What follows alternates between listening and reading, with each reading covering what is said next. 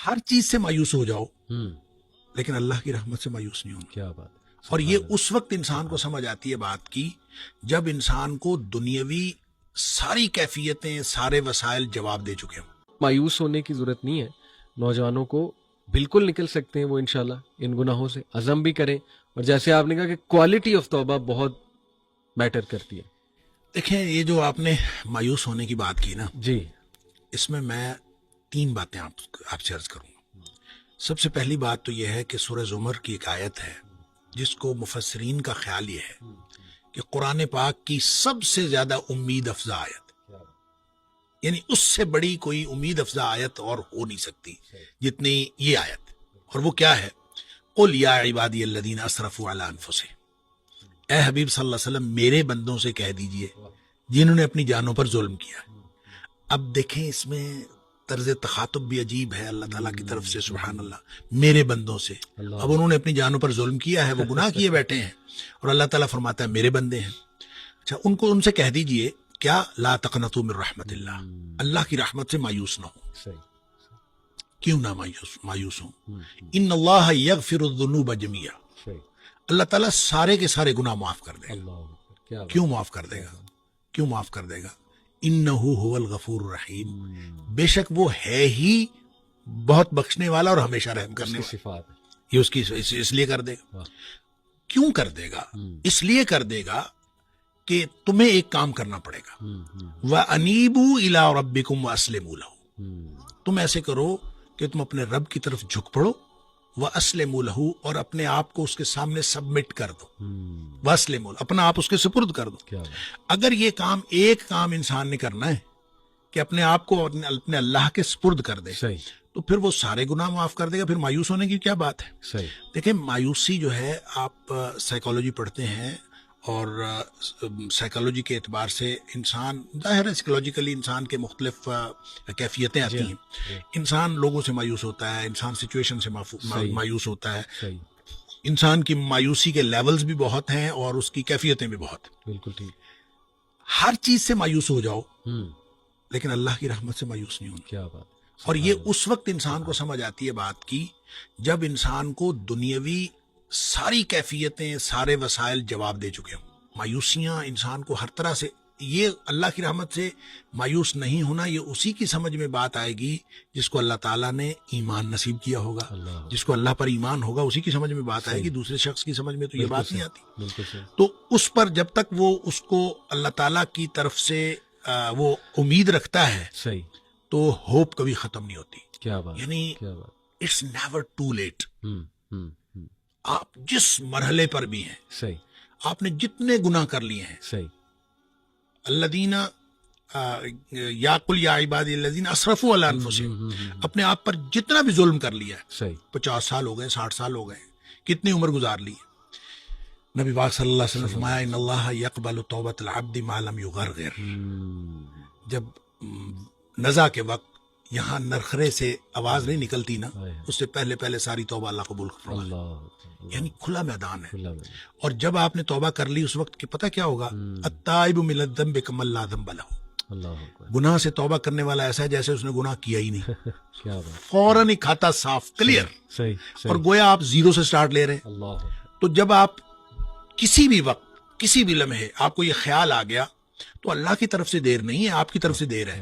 اللہ کی طرف سے تو ہر وقت وہ کھلا ہے معاملہ. بالکل صحیح. اب دیکھیں یہ جو توبہ ہے نا, یہ اتنا بڑا عمل ہے, یا یوں کہہ لیجئے کہ اتنا بڑا یہ استحقاق ہے, یہ پچھلی امتوں میں نہیں تھا. صحیح. اور وہ واقعہ ہم پڑھتے ہیں حدیث کے اندر, بخاری شریف کے اندر یہ ہے واقعہ کہ وہ نبی پاک صلی اللہ علیہ وسلم نے بتایا کہ ایک شخص نے 99 قتل کیے تھے. جی ہاں.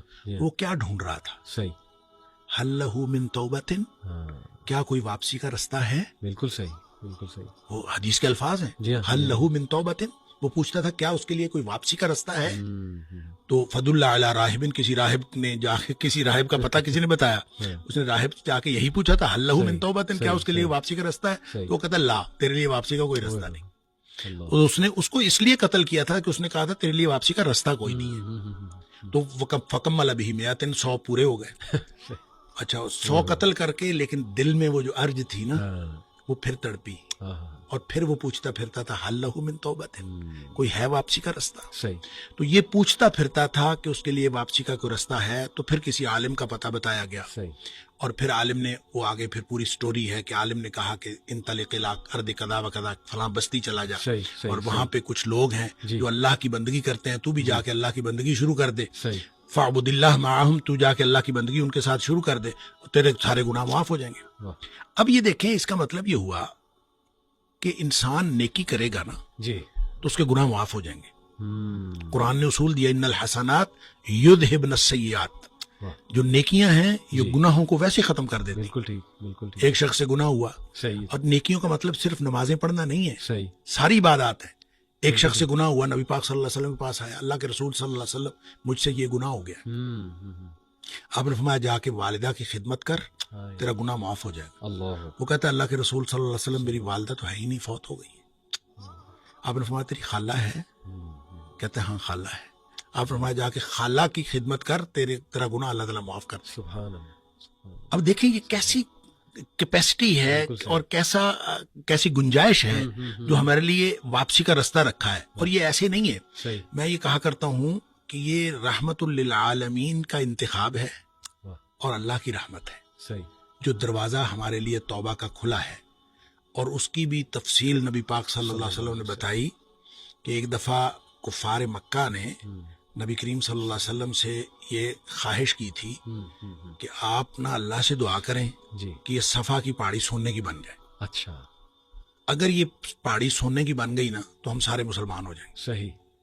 اب نبی پاک صلی اللہ علیہ وسلم کا تو یہی مطمع نظر ہوتا تھا کہ سب لوگ جو ہیں جہنم سے بچ کر جنت میں جانے والے بن گئے. صحیح. لہٰذا آپ نے فوراً اللہ سے دعا کر دی کہ یا اللہ صفا کی پہاڑی سونے کی بنا دے. اس پر پھر ایک فرشتہ آیا.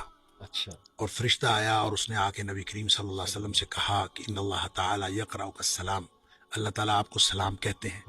وَيَقُولُ لَكَ، اور اللہ تعالیٰ آپ سے یہ کہتے ہیں کہ اے حبیب صلی اللہ علیہ وسلم، اگر آپ چاہتے ہیں، ان شئتا، اگر آپ چاہتے ہیں تو اصبحت لہم الصفا ذهبا، تو میں یہ صفا کی پہاڑی سونے کی بنا دیتا ہوں. اگر آپ یہی چاہتے ہیں تو بن جائے گی، کوئی مسئلہ نہیں. صحیح. لیکن ایک بات یاد رکھیں، صحیح. فمن کفر منہم، سونے کی پہاڑی بن جانے کے بعد بھی اگر کسی نے کفر کیا، عذبتہ لا اعذبہ احدا من العالمین، تو اس کو میں وہ عذاب کروں گا جو میں نے جہنم میں کبھی عذاب نہیں کیا. یعنی معجزہ مانگ کر صحیح. لینے کے بعد پھر بھی اگر کوئی شخص ایمان نہ لائے تو پھر اس کے اوپر تو شدید ترین عذاب آتا ہے.